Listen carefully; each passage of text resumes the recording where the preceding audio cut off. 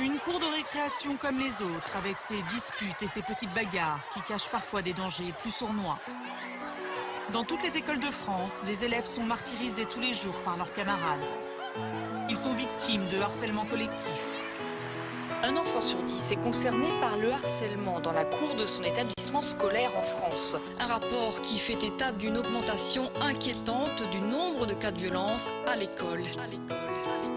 Petite Émilie, 6 ans et demi, est l'unique fille d'une famille reconstruite. Une mère pour qui elle est toute sa vie, et un beau-père qui l'aime comme si elle était de lui. Si gentille, si belle, des yeux qu'on sorcelle. Pour ceux de sa mère, elle en était la prunelle. Elle ne pouvait pas vivre l'une sans elle. Leur relation était devenue plus que fusionnelle.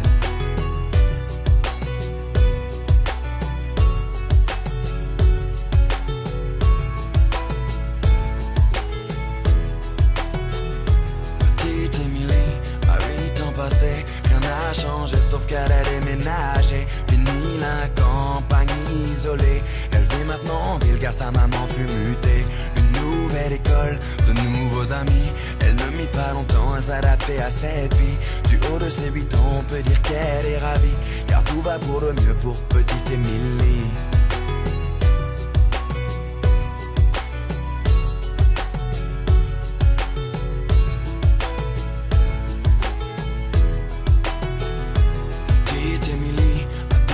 Était devenue une petite fille comblée. On peut dire que l'école lui plaisait. Bonne élève pour maman, elle en était une fierté. Un peu rondelette, de bonnes petites joues. Elle essuie les critiques de quelques jaloux. Devant les profs, ils l'appelaient bouffe-tout. Mais ce ne sont que des enfants après tout.